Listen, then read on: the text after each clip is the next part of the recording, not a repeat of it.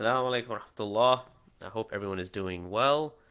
I think I got a little bit of a late start. I was having some technical difficulties, inshallah. So let's go ahead and get started. Um, by the way, if there are people here, would you be able to let me know if you can hear me and if you can see me? No, I don't really see anything here. Anyway, okay, I'm just gonna go ahead and get started then.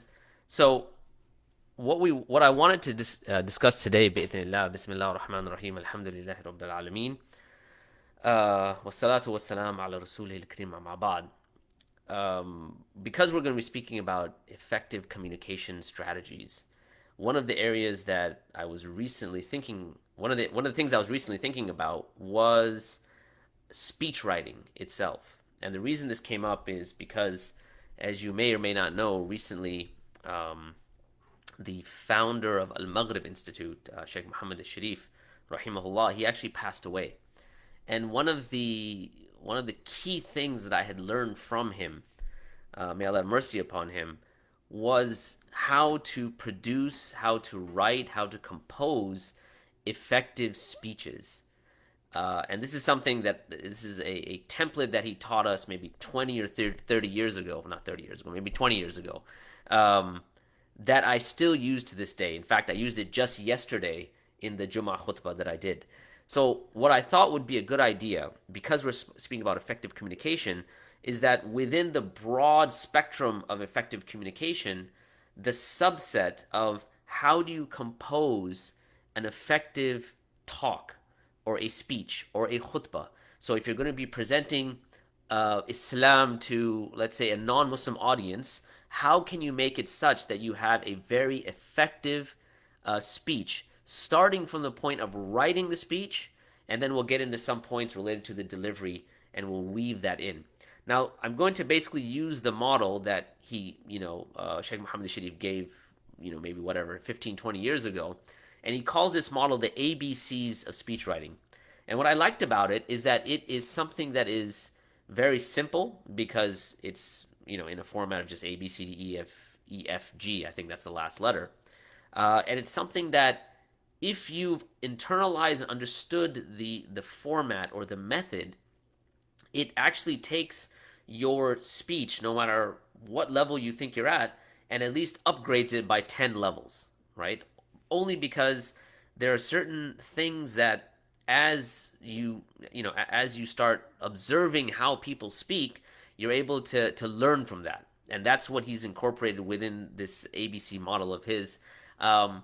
Which over my own experience, I feel like it's just kind of enhanced some of those things and kind of made those specific points that he's mentioned, rahimahullah, even more powerful. So when it comes to understanding speeches, one of the things we need to do is figure out, okay, well, what kind of speech are we delivering? Now, like I said, this could be a khutbah, like on Friday.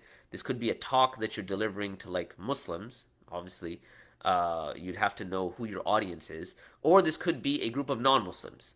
Now, because we're this particular session is being held on Messengers of Peace Academy, we're going to try to focus and try to highlight some points related to giving an effective speech to, let's say, an audience of non-Muslims. But we'll weave into that how to motivate Muslims to make da'wah as well, bi'idhnillah. So let's go and dive right into this particular model of his. So I'm going to see if I can try to share. I may not be able to, so you may just have to take notes. Yeah, I'm not really sure where this is. Da, da, da, da, da, da. Okay, well,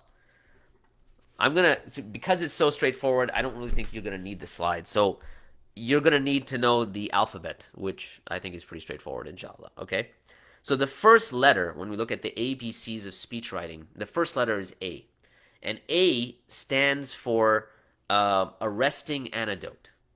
It is the attention grabber.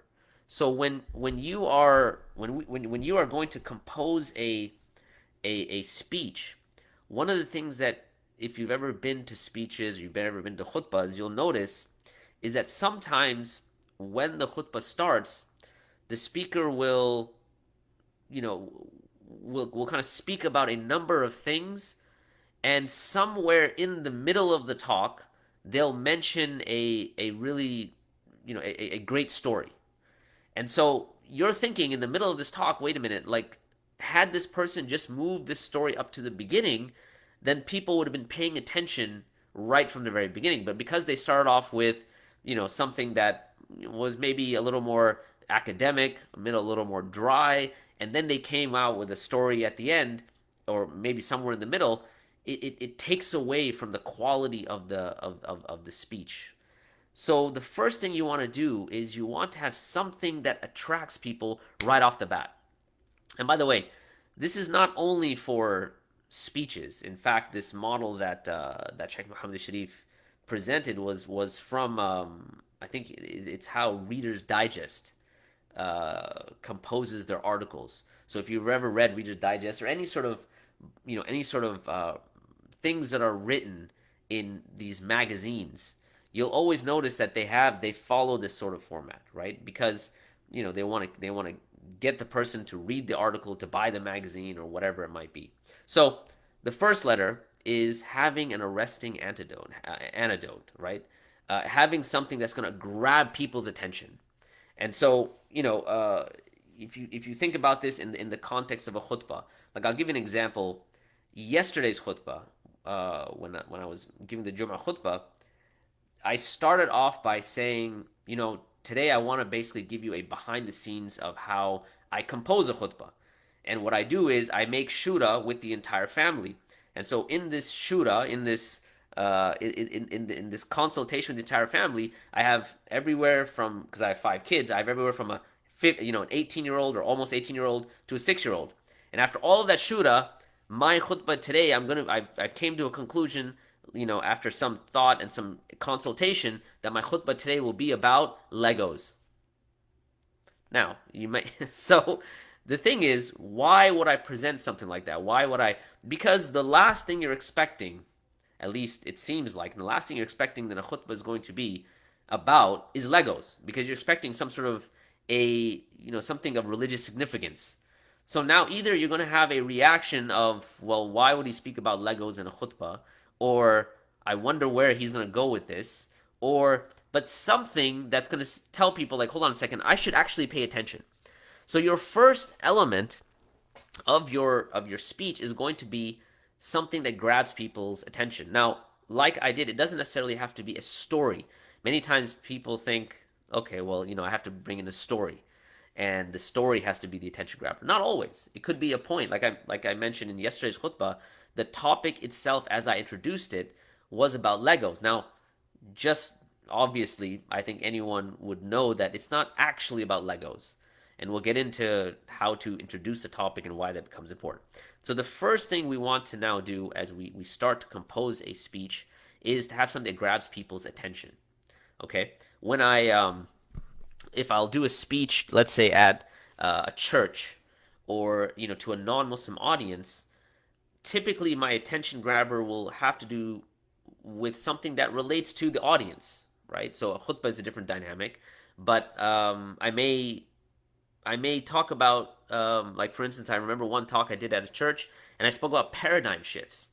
Paradigm shifts are really interesting, right? So if you've ever read Stephen Covey's 7 Habits of Highly Effective People, he speaks about paradigm shifts, how people have one sort of view about something, and certain facts come about, and then they have a different view altogether. And that's a really effective way of starting off a talk, right? That you have a story that introduces something where the person listening thinks one thing, and then it ends up as something else, okay? And the reason why I would do that with a non-Muslim audience is to say, look, you may have certain ideas about Islam, but just like in this example, there was a paradigm shift. Tonight, you're going to be going through a paradigm shift. I pray you'll be going through a paradigm shift as well, right? So one of the stories that I've used is the story of Abu Hanifa, for instance. There was a man he had, and I think I may have told this story on this platform as well, but there was a man, he had an argument with his wife, And again, this is going back to relating to the audience. So a lot of them were older. I knew that they were married, many of them. So this person, they had an argument with their wife, and it's a terrible argument. And at in the midst of the argument, the wife tells the husband, "I swear by Allah, I swear to God, I will not talk to you unless you talk to me."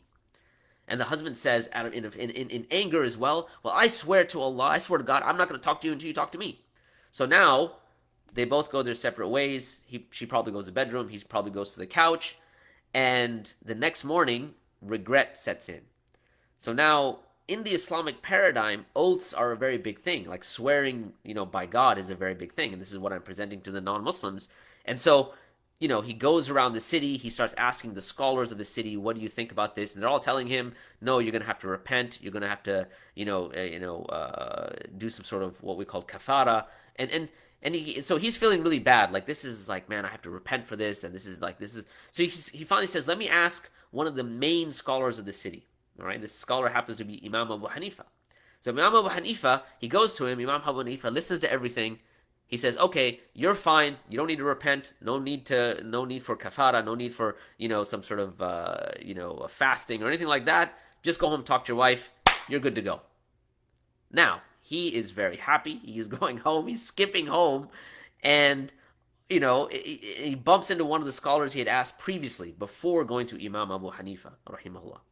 And the scholar says, "Well, what did Imam Abu Hanifa said?" He said, "Well, I don't have to worry about all this kafara stuff you were mentioning, like about asking for forgiveness, all these things." He said, "I could just go home and speak to my wife." Now, this scholar gets really upset. He says, "What do you mean? Like, how dare Imam Abu Hanifa said that?" So he goes, "Let's go talk to Imam Abu Hanifa." So they go in. Imam Abu Hanifa, he says, "Okay, well, what's the problem?" And the man says, "Imam Abu Hanifa, how could you say this to this man? You're telling him he can just go talk to his wife? Doesn't he ask for forgiveness?" He said, "Yeah, what's the problem?" He said, "Explain yourself, Imam." So Imam Abu Hanifa says, he tells the man, "Tell me the story again." So the man says, "Well, we got into an argument. My wife said, 'I swear by Allah, I'm not going to talk to you until you talk to me.' I said, 'I swear by Allah, I'm not going to talk to you until you talk to me.' So Imam Abu Hanifa says, 'What's the problem?' She said, 'I swear by Allah, I will not talk to you until you talk to me.' And he said, talking to her, 'I will not talk to you until you talk to me.' So the oath is fulfilled. So he can just go home and talk to his wife." Now, why I mention that, it's because it reflects a paradigm shift. That initial, let's say, 3-4 minute story puts people in a state of, it's a state of comfort, because now you're talking about marriage, which I knew because I was in a church that people deal with these issues. They have, marital issues and things like that all the time. And B, the concept of a paradigm shift. So now that I've captured their attention, now I can go on to the letter B. Okay, so letter A, have a nice attention grabber, whatever it might be. It doesn't have to be a story. It could be a fact. It could be something that's just out of the box. But you need to be able to grab people's attention. Number 2, or rather letter B, is the basic problem. Now that you've got their attention, you want to now introduce what you're going to be talking about. And this is important, because if if you're just going to jump into whatever it is you're talking about without introducing it in some form or fashion, a lot of people would be lost, right? I mean, sometimes you'll be in a certain speech or a certain lecture, and the speaker will be speaking about all sorts of random things, and then at the end they come to some sort of point, like, we should help the orphans. Okay, but now you're kind of at the end, you've made all these connections, whereas it becomes important to say, wait a second, like, this is where this speech is going. And so there's kind of an ordering to this speech. There's organization. Like, after yesterday's khutbah, someone came up to me and they said, I like the fact that your talks are, your khutbahs are organized, right? When in reality, there's a reason why this person thinks they're organized, and we'll get into that in a little bit. But the point is, the letter B is presenting the basic problem. Like, what is the point of what you're talking about? Where are you going with this talk? So now that you've got their attention, now is the time to bring in what the topic is all about.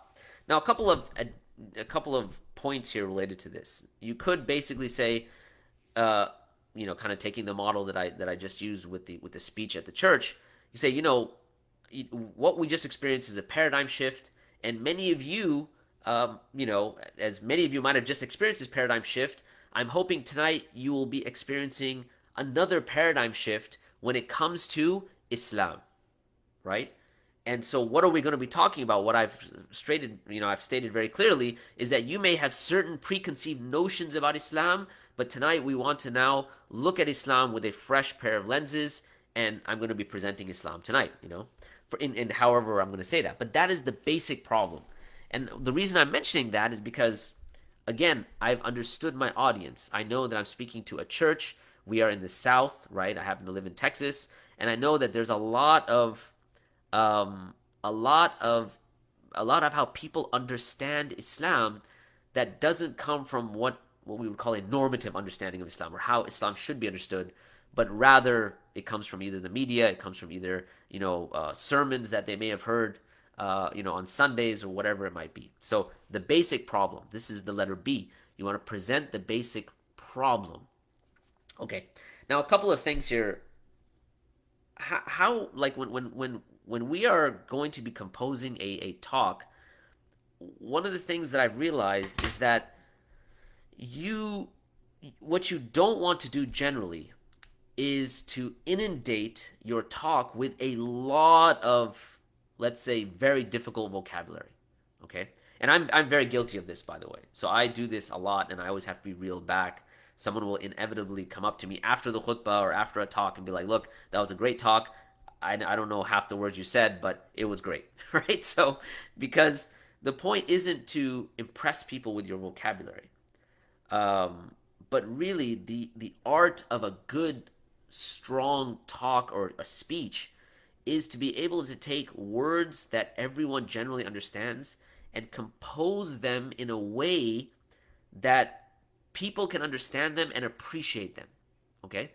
So this doesn't necessarily mean that you have to use words that are, that you've opened up a dictionary and you've basically swallowed it, right?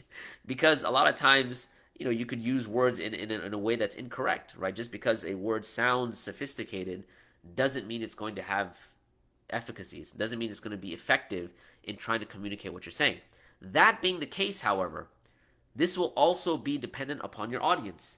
If you are delivering a Jummah khutbah as opposed to, let's say, delivering a talk at an academic institution where that the attendees are academics or many of them have been influenced by academia, then you may want to now include within your talk, words that typically you wouldn't really use in when you're addressing a general audience, right? And that'll be a judgment call. But the safest route to generally go is to use words in a way that is simple and use simpler words, but compose them in a way that is effective. Now, what do I mean by that? What I mean by that is understanding how rhetoric works. What's really interesting is that, when you look at the curriculum that was taught in, let's say, ancient Greece, or even within the pre-modern Muslim world, one of the things that was taught was rhetoric. And here by rhetoric, I don't mean the science of balagha per se, right? So when we study, the Arabic language, when we study how do we understand the Qur'an, there's a science called balagha, which is rhetoric. And it's important because the Qur'an makes use of many rhetorical devices. And if a person doesn't appreciate those, then they're going to be missing a lot of what the Qur'an has to offer. But here what I'm talking about is the science of how to express things in a way that delivers a rhetorical punch. Okay? And I'll give you an example. I was thinking about this in English and how we use this in the English language.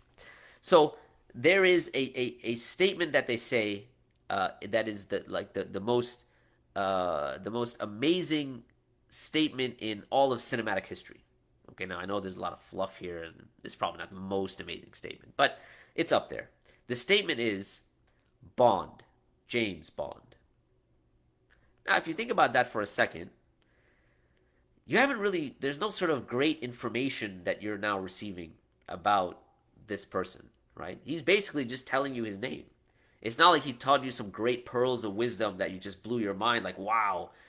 But why is it that when he says the statement, when he says his name in this way, it just has a certain sort of a certain sort of punch to it. Whereas if you walked into the room and said, "Hi, first name James, last name Bond," or "Hi, I'm Mr. James Bond." You know what's interesting is that the author of the novels, the one that wrote the novels that James Bond is based upon, Ian Fleming, when he was asked about the name James Bond, he said, "I wanted to look for a name that had no level of attraction to it." In other words, like he wanted to make a name that was very boring because he wanted to highlight the action around the character and not the name of the character. So for him, he wanted to make the name as boring as possible. And yet now when you hear it, it has a certain ring to it. It's like Bond, James Bond. Okay, well, why does it sound better than just saying, "Hello, first name James, last name Bond," or "Hello, my name is Mr. James Bond"? Because it makes use of a rhetorical device that's very well known when you study rhetoric in the English language. Okay, it's called a diacope. So a diacope is on the form ABA, right? So you see many, many songs, many poems, many statements that use this format of ABA. Okay, so for instance, you may have heard this. You may have heard the phrase "burn, baby, burn," right? Or "home, sweet home." These are all ABA, Bond, James Bond. What I'm trying to highlight here is that rhetoric and your ability to use rhetorical devices enhances what you're saying. And you can study these. There's a book. I think it's called. I'm forgetting what the name of the book is, but I think the name of the author is Mark Forrester or Forsyth, something like that. And it's a book on rhetoric. I can maybe get that to you later or something like that. But looking up how to use rhetorical devices in the English language is very powerful if you're going to be delivering speeches. So it's not always just about vocabulary, like, the words that you're using, but how you put them together. And these are things that you can learn. These are rhetorical devices that you can put in place when you are actually delivering a talk, right? That enhances your talk, takes your talk from, let's say, a level 2 to a level 3. It just enhances it because you're able to put these rhetorical devices together. Anyway, so we were on A, which was grabbing their attention, right? Having an arresting antidote. B, which was the basic problem, presenting the problem. Now let's move on to C, okay, which is concerned reader. And what this is related to is that you have to make the speech, or if it's a piece of writing, you have to make it such that the person that's reading it or the person that's listening to what you're saying, that they understand that it has something to do with them. Okay? In other words, human beings, just by our nature, we're always looking for how does this benefit me? Like, what will I get out of this? And this is where, when you get to this, C, concerned reader, you have to state why this is good for them or why this will help them. What problem of theirs is it going to solve? Okay? And this is extremely important. Many times you'll hear speakers, you'll see this, for instance, in fundraisers. So people doing fundraisers, brothers and sisters, help the masjid. The masjid, it needs help, and this and that and so on and so forth. And someone might be like, okay, yeah, the masjid needs help, okay, and that's great. Now, if you were to take that and shift that a little bit and say, brothers and sisters, instead of someone saying, oh, we need $10,000, please help, please help, please help, and saying, brothers and sisters, we need $5,000 to continue running the air conditioning in the masjid or the heating in the masjid, whatever season you're in. And so if you are concerned about that, and you come to this masjid, you pray in this masjid, and you like air conditioning in the summer or heating in the winter, we need you to step up and give for the sake of Allah, and so that you can provide air conditioning, so that when you come in. If you like air conditioning, you should definitely donate, right? What have we done here? We have shifted to a general call to, how does this benefit you? It benefits you because now the person can come in. Of course, we want air conditioning in the masjid, right? So I'm definitely going to donate for that. And it's something tangible that the person can see. Like, they see that, okay, the air conditioning is benefiting me, and it's benefiting all of the people that have come into the masjid to pray. Okay? Again, how do you make it such that it is important to the person you're speaking to, the audience member? How does it concern them specifically, right? And a lot of times people, when they do speeches, sometimes they'll talk about themselves a lot, and sometimes inadvertently, not because they think of themselves great, but just, a story about, we love talking about ourselves, right? Not necessarily based on ego, although sometimes it is. But, and so we really have to kind of struggle and make it about the audience member, right? Why is this important to them? And so in a dawah context, where you want to make this important is to highlight, going back to the basic problem, this is Islam. What does Islam do for the individual, right? And you may look at existential questions. People have lost meaning in their life, right? And so when it comes to meaning, how many of us have a goal, and what do those goals mean in the grand scheme of things? How many of us would love to be able to have a life full of meaning, for instance? And I'm just throwing meaning out there, but there's a number of things that you could put in there in a dawah context, right? And a lot of times I will do this even preceding a point that there may be some difference on. Okay, so again, going back to the church, obviously one of the things that I'm going to address, or I need to address, is Isa alayhi salam, and I need to address original sin, for instance, and all those things, they need to be addressed. But more than that, how does this concern the person that I'm speaking to? If the person that is in the audience, that they already think that they have meaning in life, that they already, in their perception, they have already understood that, okay, that I have a goal. Okay, for me, it would say, hold on a second, how do we now, how do we gain the love of Allah, right? The love of God. Now, in their minds, they may be thinking, well, I already have the love of God. Okay, but now give them something to say, hold on a second, how can that love of God be enhanced? Is it something that they want? What is going to be concerning to the audience member is going to differ depending on context. It'll differ in a church, it'll differ in, khutbah, it'll differ in a, MSA university setting, or if you're in the UK ISOC, or wherever you are in the world. All of those settings, you'll have to determine what is the thing that concerns the person, right? They have to have something directly that they are invested in. How does this help me personally? Okay, that's C. So we have A, we have the arresting antidote. We have the basic problem. B, we have concerned readers. C. D is what we call dramatic details. A lot of times you will find that people, when they leave a talk or a lecture, they will leave more than what you said. They will remember the feeling more than they remember what you actually talked about. Okay? And this is something that this letter D, dramatic details, highlights. When you are composing a speech, you always want to remember that you are not speaking to just a rational robot. You're speaking to an entire human being that is made up of not only rationality, right? We have rationality, obviously, we have a mind, but we have a psycho-spiritual emotive state as well. We have emotions. We have a psychology. And where you can add that to your speech is to give something that pulls on someone's emotive, that emotive nature of the person. Okay? It could be something that would make them cry, make them in a state of sadness, right? To have empathy for the point that you're making. It could be something that's very happy or very cute. Okay? Sometimes, I'll use maybe stories about, kids, that some, if I know the audience is made up of a lot of parents, and I'll maybe even mention something about myself, like I have, my kid, they did this to me, and so on and so forth. And, it'll be something that they can relate to, and it'll make them happy, or it'll make them laugh. But adding some sort of a dramatic detail enhances your talk, okay?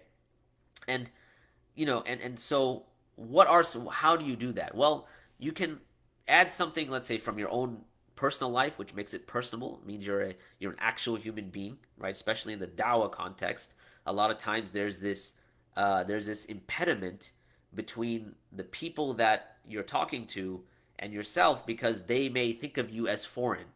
Okay. Last night it was interesting. Not last night. I think it was Thursday night.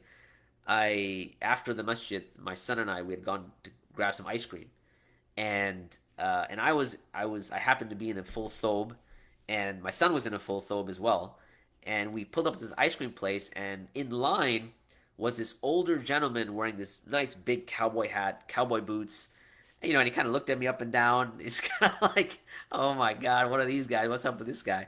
And he was there with a friend.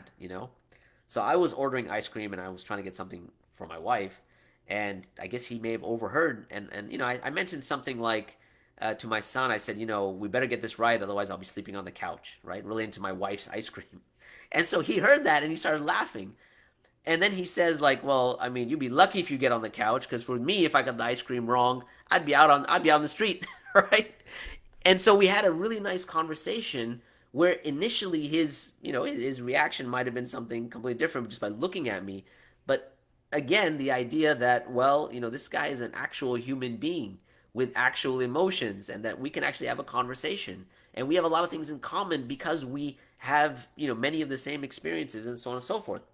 Dramatic details, the letter D, it helps to humanize your talk, right? In a dawah context, that's very important, okay? So adding those details that would get people to to think to in a certain emotional state, right? Whether it's sadness, happiness, sometimes it may even be anger, right? Not anger towards you, obviously, you don't want that, but anger towards some sort of injustice that you could both agree on that, okay, that's terrible, right? You could think about, let's say if you're talking to a religious community, not necessarily Muslim, but you're talking about the evil effects of pornography. Now, this is terrible. Why are this so readily available for high school students? All right, well, now you may have some sort of story about some high school student, they got addicted to this, and they ended up in prostitution. And then their life was completely damaged. Now, the story would be somewhat sad and so on and so forth, but you've added that dramatic detail to pull at those heartstrings, to reel them back to another point, to say, what, this person, they may have been lost, but they still have the hope in Allah's mercy. Let's just say, for example, and in the Islamic paradigm, we understand Allah's mercy to be all-encompassing and so on and so forth, wherever you would go with that, okay? So dramatic details, adding something that would touch upon a person's emotion, okay? Again, it could be any emotion, but preferably not something that would get you in trouble, okay? All right. So after D, you have the letter E, which is examples. And here you want to offer examples that bolster your point. So if we go back to the basic problem, you're trying to take them on this journey and highlight this problem and eventually highlight a solution. Now, you give examples to bolster your point. Now, these examples could be in the form of, let's say, statistics. It could be studies that have been done in social science. To give you an example, so in yesterday's khutbah, remember I said the khutbah was going to be about Legos, if you remember. And so it wasn't really about Legos. Actually, it was about happiness, right? And I did mention that right a little while after. But in the back of people's minds, people think, oh, what do Legos have to do with this? What I had mentioned was a certain study that was done, and this study, they had brought in two camps of people, and they had a camp which they called the meaningful group, and then they had one that was the non-meaningful group. So what they would do is they would ask people to come in, and that they would tell people, build this Lego set, right? It was something relatively easy, and we will pay you $5. And after they would build the Lego set, they would put the set away, and they would tell the person that had come in that, look, we're going to take this set, and eventually we'll break the set down, and for the next person that comes in, we're going to give them the set again. So they knew that their work would eventually be broken down and be given to someone else. So this person would then be asked, would you like to build another set? And so, except now instead of $5, they're given $4.70. And so they would build a set, and again, the guy would take it and put it under the table. And then they'd ask again, would you like to build another set? Except this time they'd be given $4.50, and so on and so forth. So what the experimenter was trying to see was, at what point does a person say it's not worth the money? right? Is it 10 times, 11 times, 7 times? At what point, after, like, let's say 7 times, a person says, you know what, no, I'm good. 50 cents isn't worth it for me. Okay, this was the meaningful condition. Then they had that condition, which is non-meaningful condition.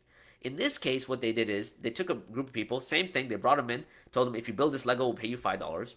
However, in this case, what they did was as they were building the Lego, they would take the Lego they just built when they told them, okay, would you like to build another one? They take the Lego they just built and they would break it, break it apart as they were building the other Lego. And then when they would finish, they'd be like, would you like to build another one? And if the person said yes, they would take the one they just broke down, in other words, the one that the guy just made, they just broke down, give it back to him and tell him like, okay, here you go. So what they were trying to really, ascertain here was how important is meaningfulness. Like if your work has no meaning, like it just literally just got broken down in front of your eyes, is that going to have an effect of how long you're in the, how many cycles will you go through?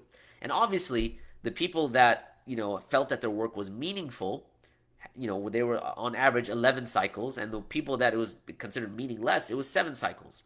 Now, this study, I expressed it probably a lot better in the khutbah, I would assume.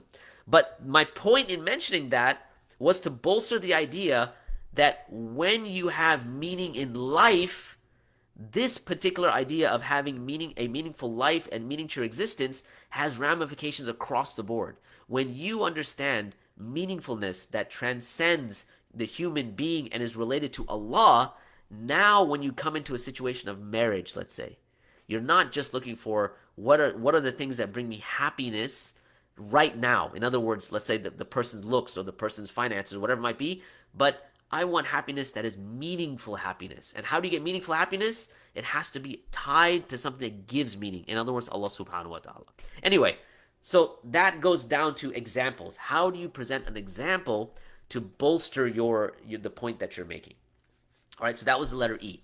The letter F goes what we call facts on the other side. So facts on the other side are basically preempting any sort of questions or objections a person might have. Okay? When you present this, it actually leads to a very smooth talk or khutbah or lecture or whatever it is that you're presenting. Okay, why? Because there are certain questions a person might have that you have already answered them. Okay? So, for instance, if I was going to speak about, I don't know, let's say in that church setting again, questions about, well, why is the concept of Allah being loving, how does it differ in the Islamic context than it does in the Christian context? Okay, now I could say like we also believe that Allah is loving. One of his names Al-Wudud, and then I could have kept going. But presenting facts on the other side to say, hold on, this is how our concept of Allah being maximally perfect in his love differs from the concept that is present in Christianity. And again, this is something that a question is going to come up like, wait a minute, but then how do you deal with original sin? Now, again, because I've presented facts on the other side, say original sin works like X, Y, and Z. This is, this is how it compares to the Islamic understanding of, how we understand Allah being loving. Or to maybe give a different example. When we're speaking about the love of Allah subhanahu wa ta'ala, a lot of times Muslims have this understanding that Allah's love is unconditional. And the issue is, a lot of Christians would bring this up and say, but if it's unconditional, then there's certain groups and categories of people in the Qur'an that Allah says He doesn't love, right? La yuhibbul dhalimeen, that Allah does not love the transgressors, those that do dhulm, those people that are not transgressors, but those people that are oppressors. So, how is that? Your text doesn't support that. And of course, the reason I brought that up is that this is a fact on the other side. To say, okay, hold on a second, I need to clarify this, because what we believe is that Allah's love is not like a monolithic block that you either have it or you don't have it. We have an understanding that Allah's love has gradations. right? Allah loves certain people. Allah has a certain level of, let's say, mercy and love for everyone, but it's not all at the same level, right? And that's why Allah says, أَفَنَجْعَلُ الْمُسْلِمِينَ كَالْمُجْرِمِينَ. Are you going to treat the Muslims like the criminals? مَا لَكُمْ كَيْفَ تَحْكُمُونَ. What's the matter with you? Is this how you judge? Why? Because Allah's love has gradations. Whereas in a Christian understanding, either, Allah is unconditionally loving, and so therefore He loves everyone equally, and that's pretty much it. Whereas in the Islamic understanding, that there are gradations. Now, why I bring this up is because this is something that comes from the other side, meaning this is a clarification I need to make. And so I'm offering this as, here are the facts on the other side, and here's the clarification for that, right? These are some of the doubts that may come up on the other side. Here's the clarification, okay? So that was the letter F. The final letter we're going to talk about is the letter G, which is goad to action. In other words, after all of that, everything that you've composed, what's the take-home point? And, a lot of times you'll have, lectures that are great. They make you feel really great, but you don't really take anything out of it. You just take the feeling and then you go home. And that's fine. I mean, some talks are supposed to do that to you. Just have an iman rush and you leave. But there should be at least one action point. They say, you know what, today, this is what you want to do with this particular talk, right? This is what you should do. And again, in the context of, let's say, a talk that you're going to be doing to non-Muslims, one thing that we definitely want to think about as we leave today is, who is God? Or whatever it might be, whatever point you're trying to raise, have them take home, that, most likely or should be related to Tawheed, right? Is God really worthy of worship? This is the point I want to take home.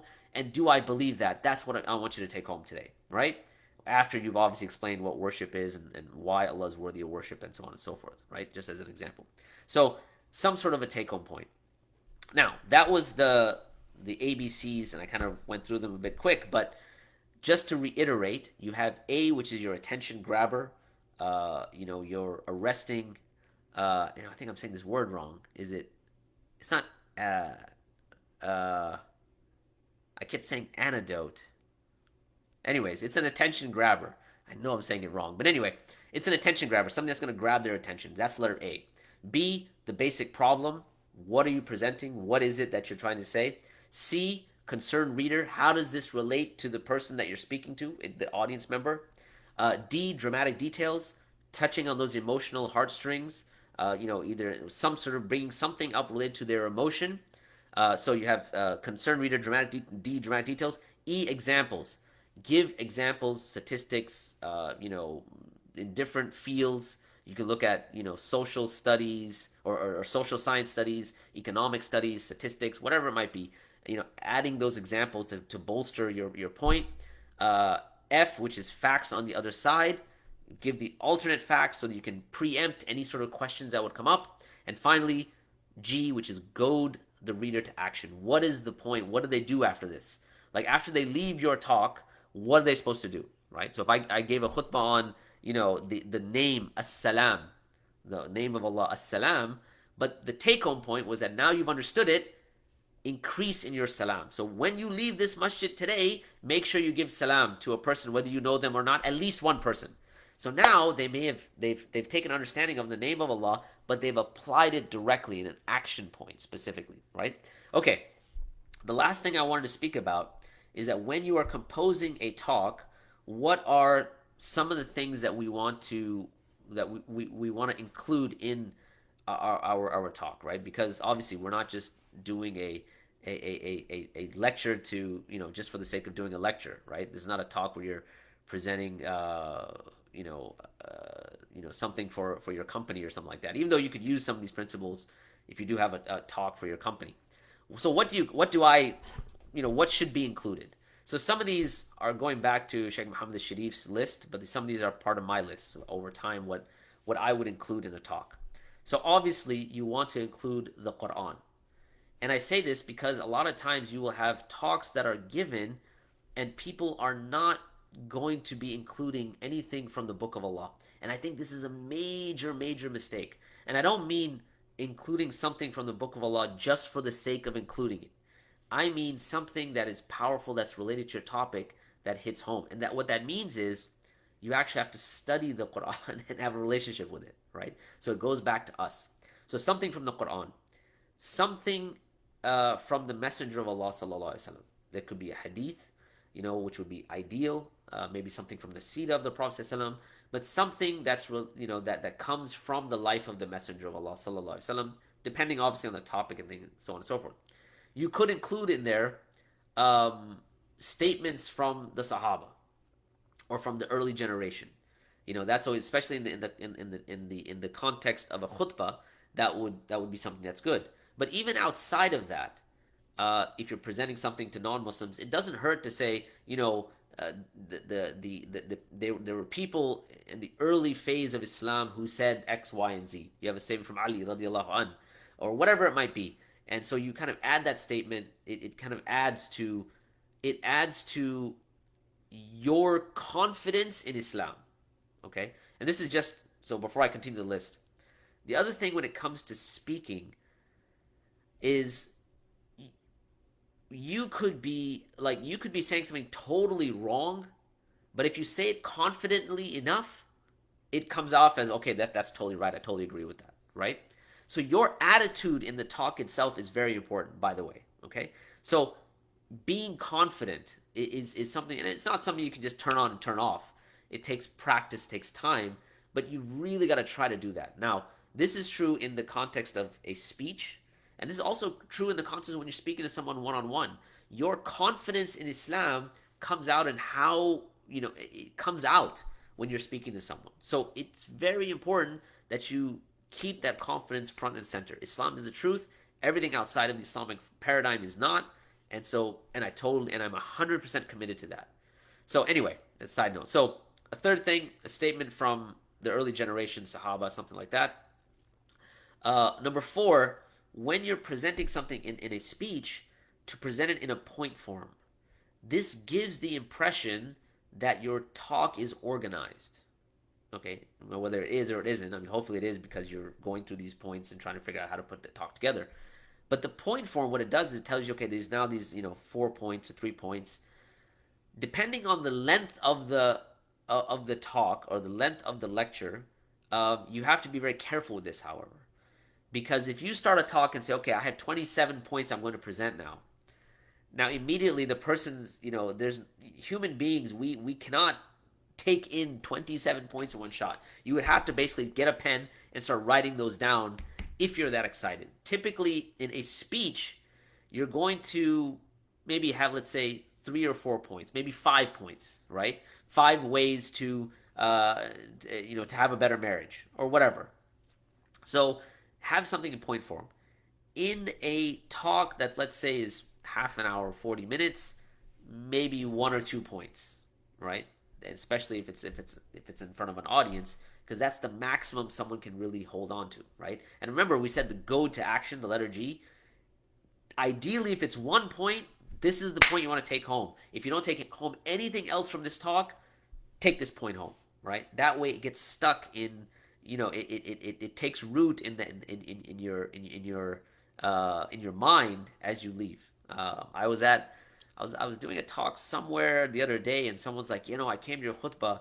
It was 10 years ago, and I still remember that you said if you leave with anything from this khutbah, call the person your relative you haven't spoken to, and do it as soon as you leave. And I still remember, this is what the guy said, I still remember that I called right afterwards, and we made up, right? This family member. So it's important that they have, as opposed to me saying, here's 10 things you should do, and and how you should be in the month of Ramadan, or whatever it might be, right? Because amongst 10 things, like, how many of those are you gonna remember?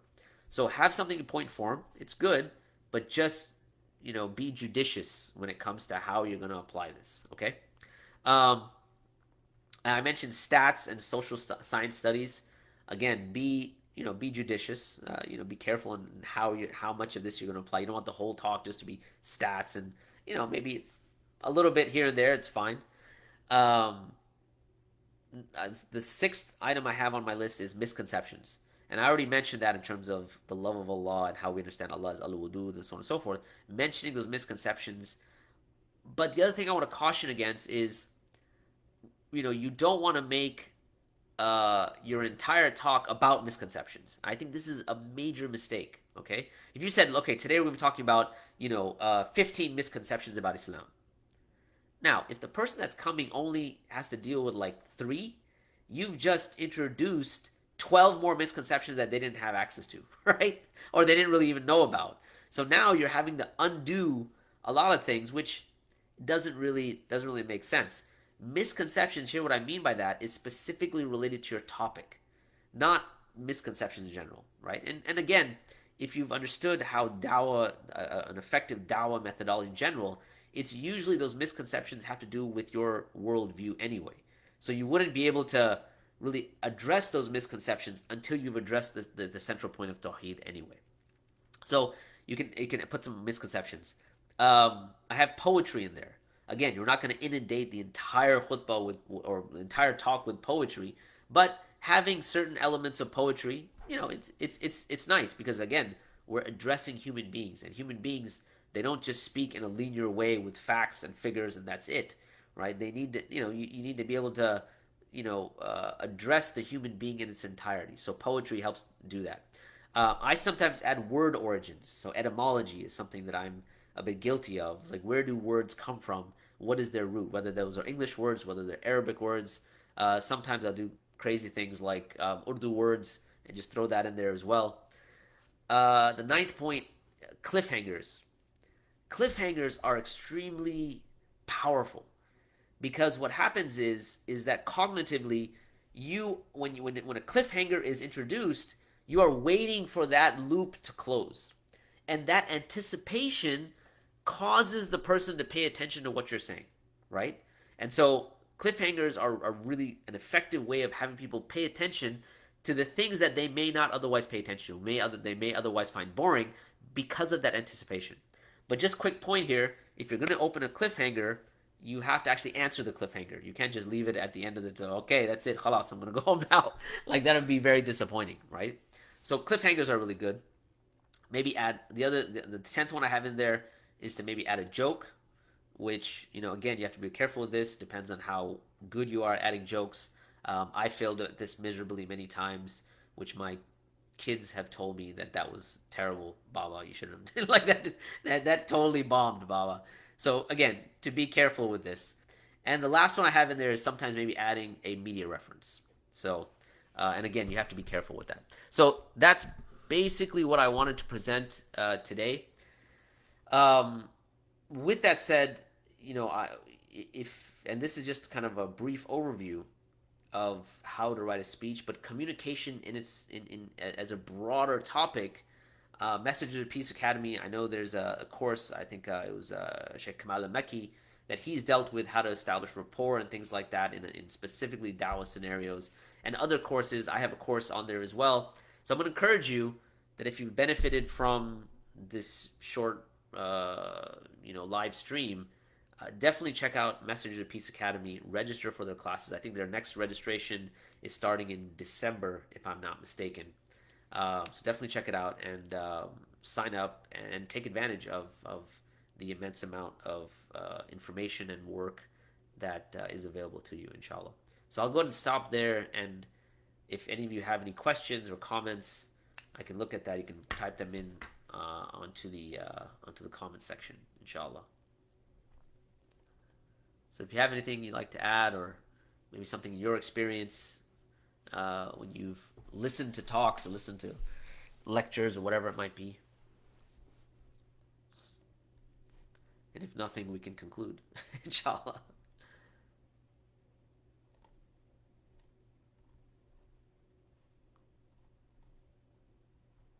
Okay. So I have a lot of people on here. Assalamu alaikum. So wa alaikum assalam wa rahmatullah. Just everyone give me salams, mashallah. Very good.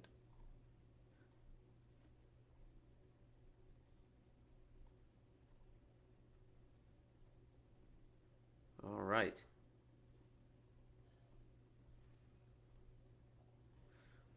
Okay, well, looks like there aren't any sort of follow-ups or questions. So I'll go ahead and stop there. Okay, here we go. What advice would you have if someone is nervous to talk in public? Okay, that's a good question. Um, so I mean, they say the thing that people fear the most. This is probably a very old statistic, but they say people fear public speaking more than they fear death, right? Which seems kind of not really a rational fear to have. But um, but what I would say is that a lot of times public speaking is a lot like swimming. And I remember Shaykh Kamal al-Makki gave this example. It's like when you jump into a pool, it's very cold initially, right? But over time, the more you're swimming, the more your body just gets used to it.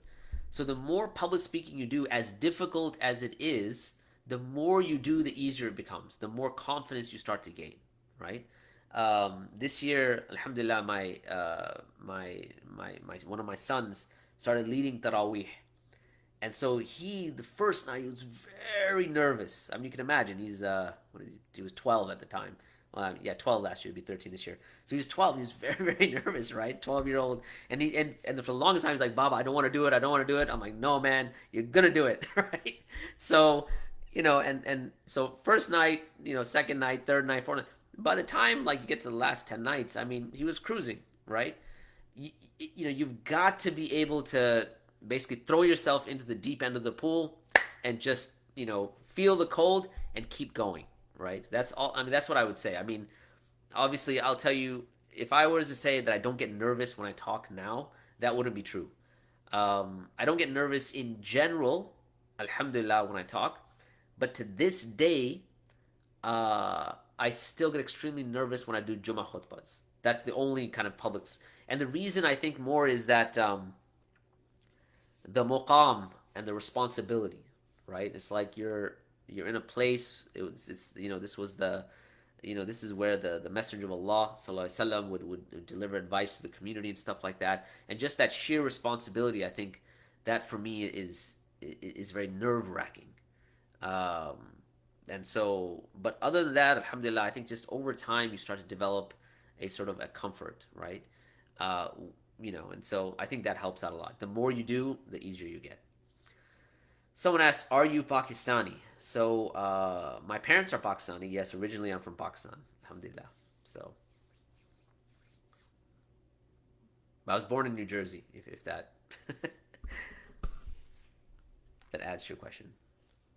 Any other questions, inshallah?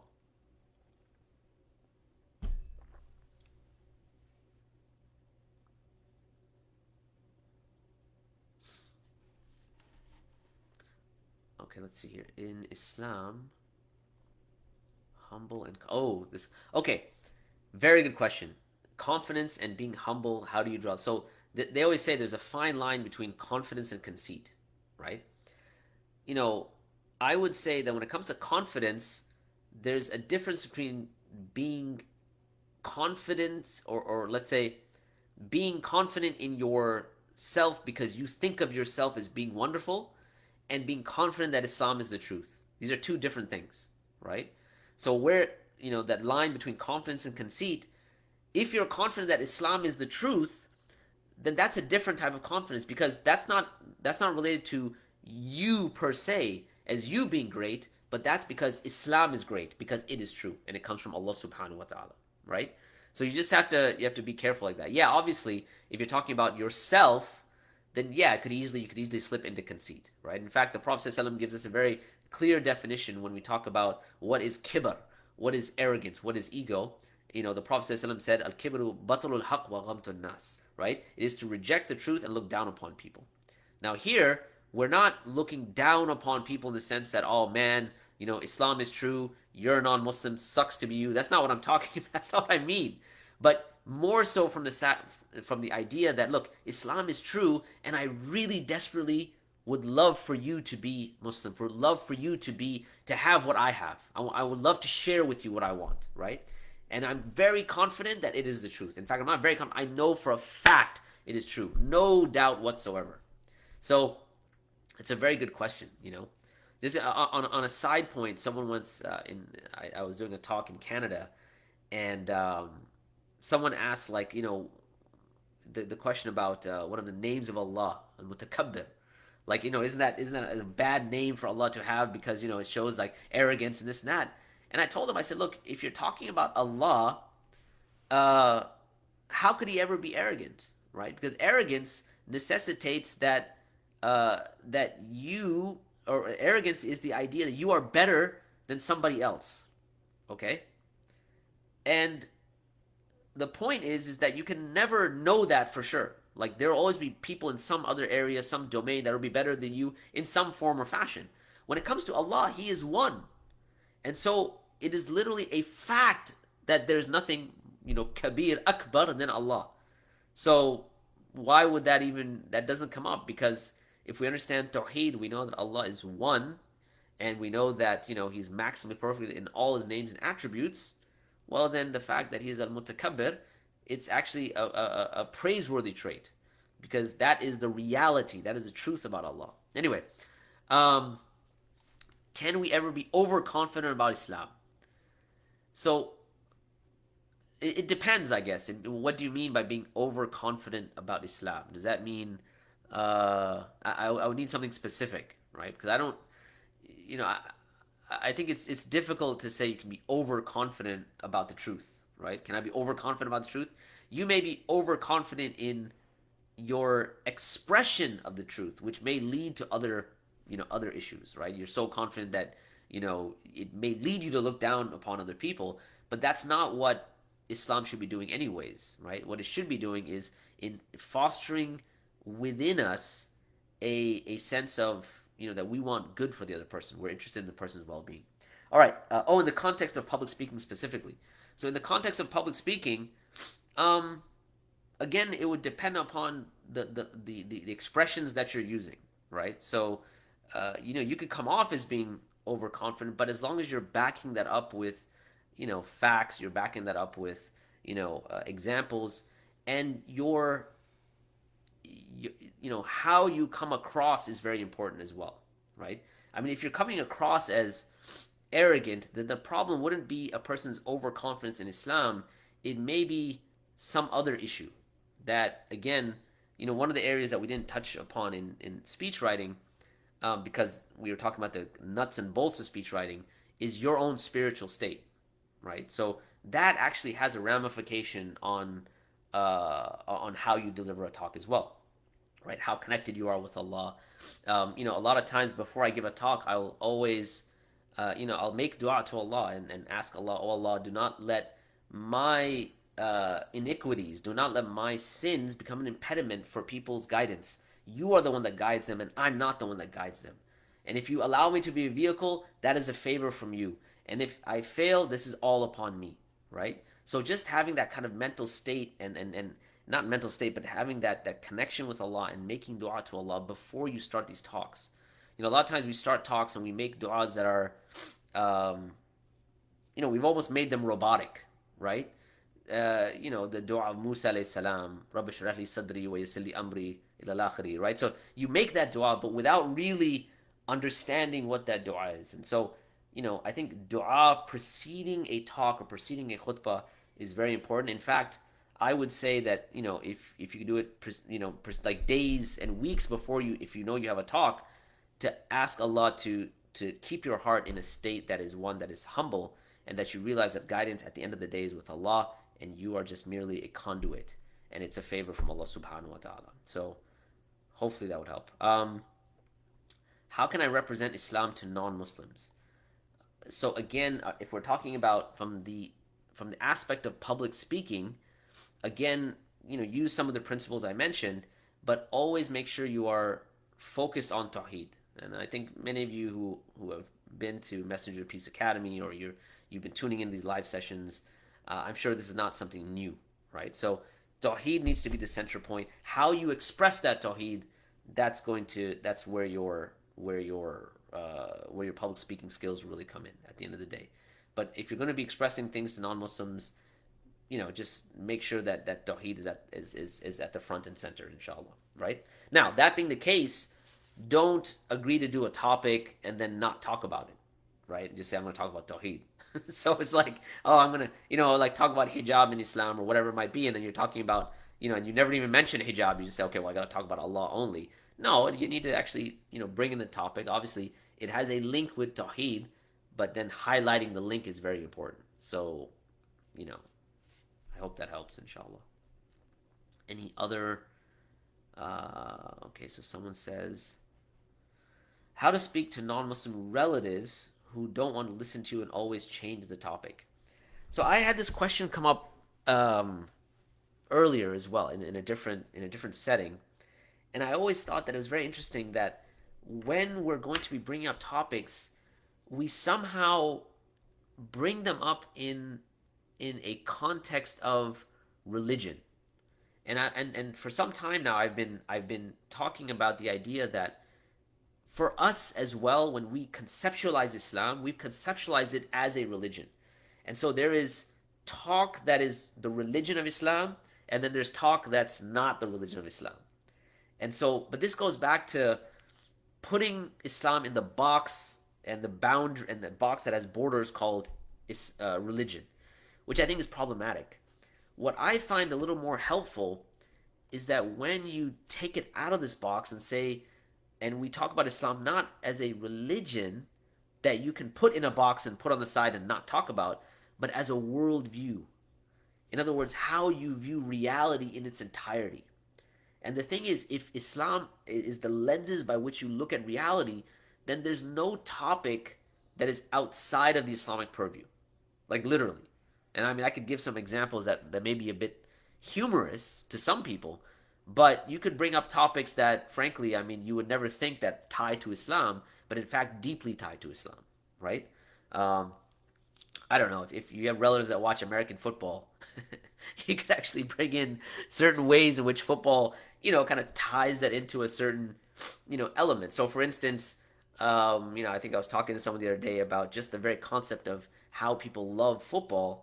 And many researchers, or not researchers, but many historians talk about how this is a modern day version of gladiators, right? And it's to keep people from thinking about, and having a hand in, the political process, okay? Now, how would I tie that to Islam? Well, the thing is, if the idea is it's trying to keep us away from thinking, we should be people that think and think about what's going on in our society and the people around us and all of that. So now you shifted from football being, let's say a gladiator type sport, how that's just to dull people's senses, and why it's important for people to think about things, and why people should be thinking about existential questions, right? That this can prevent someone from thinking about why we're here, where we're going, and that those existential questions have ramifications on what we consider ethical and unethical and so on and so forth, right?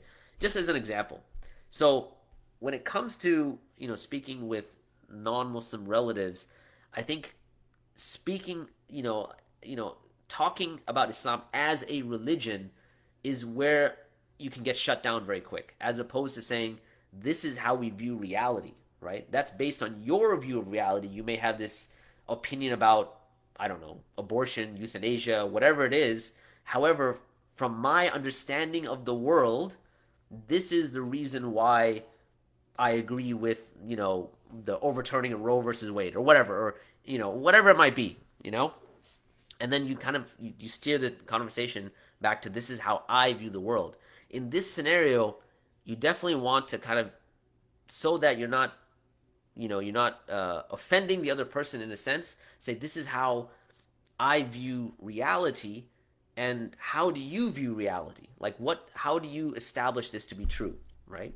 In the sense that, look, if, the reason I think, let's say if we're on the topic of abortion, might as well, the reason I think that life starts at this point is because I have a reason to think that, right? Because this information, it's not something that you can get from the natural world. Like science can never give you the information about when life starts, right? Because even the topic of life and how we linguistically understand the concept of life, it's very difficult, right? This has to come from a metaphysical source.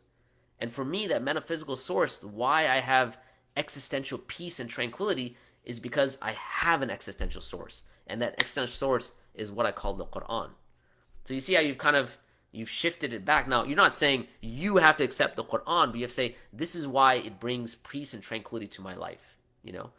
And so again, it goes back to what we were talking about. the concern of the reader, right? The concerned, how does this concern them? What will it do for them, right? What sort of peace will it bring to them? And so always try to kind of focus in that area. So I know that was a bit general, but you know, I think the main take home point from that was not confining Islam just to the box of religion, but having to, even for us to understand it conceptually, that it is a worldview. It's how we view the world, and therefore it's going to touch upon every single aspect of our life, right? And the lives of those around us. So, all right. Let's see here. In your opinion, which is the best platform for live streaming? I don't know if my opinion really matters much here. To be really honest, I don't really, I'm not, I, I'm not really the person to ask this question. To be really honest, it's maybe someone who does live streaming a lot more. I know, YouTube is generally a good platform. I know a lot of these platforms have moved on to certain gaming platforms. Um, and maybe that's kind of where the direction of these live streams is going. But I'm not sure if I'm the person. I'm more the person that likes kind of old school reading and things like that. I like actual books that you can actually hold, and even live streams for me are not the most comfortable setting or scenario. I'm actually, believe it or not, more comfortable with public speaking than live streams. So Allah knows best. Any other questions? We'll take one more if you guys have one, and then we can, inshallah, call it a day.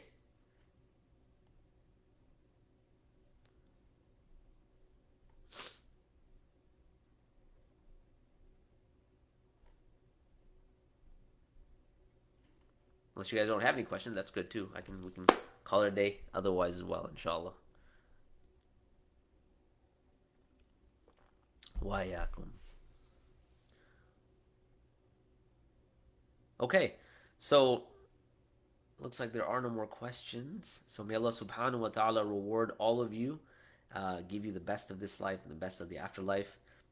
Anything of value that was said, it was all from Allah subhanahu wa ta'ala. Any mistakes they were all mine and from shaitan. I hope you were able to benefit.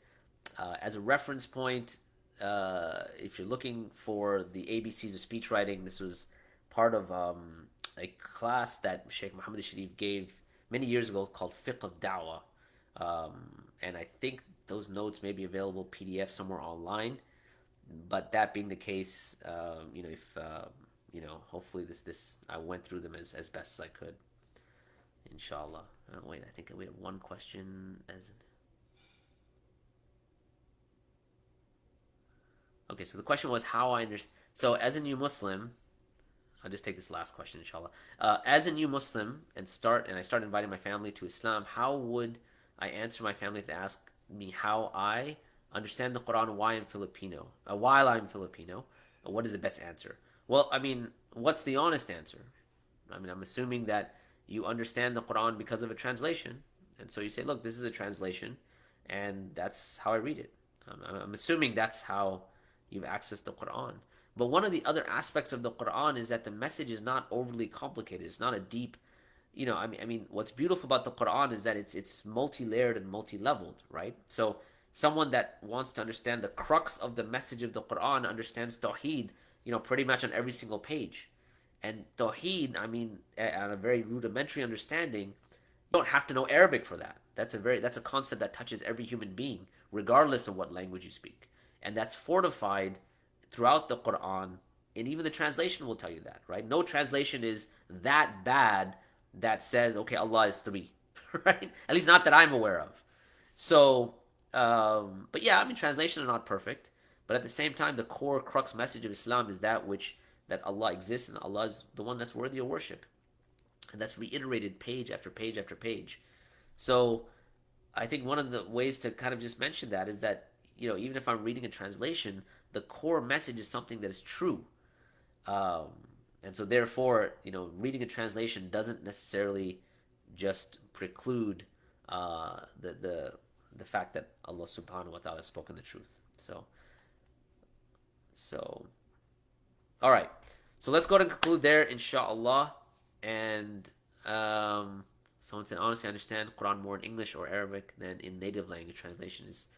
Yeah, no, at the end of the day, look, so I'm not saying that translation replaces the original Arabic. Obviously not.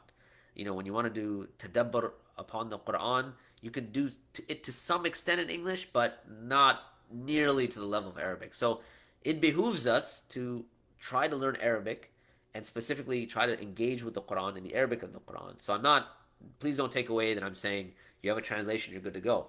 But the question was more about how can I know Islam is true if I don't know Arabic, right? That's what I was trying to navigate around. But of course, there's nothing like studying the Quran in Arabic, and if you can do that, you should actually try to do that as best as you can. And Allah, may Allah Subhanahu wa Taala help all of us engage with the Quran more and have a deeper and more intimate relationship with the Book of Allah Subhanahu wa Taala. Jazakallah khair. Yep, I agree. So someone said the translation is not really exactly correct. So here's the thing. Translations will never be correct because even if you put the Quran aside and you try to translate one language into another language, you can never have an exact language.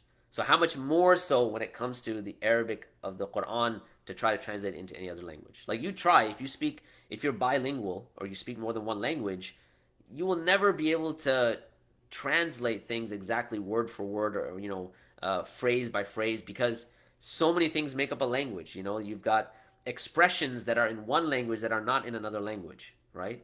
Like you have. I remember someone said that someone came to the U.S. very early on, maybe 40, 50, 40 years ago, 30 years ago, and someone asked him like, "Hey man, what's up?"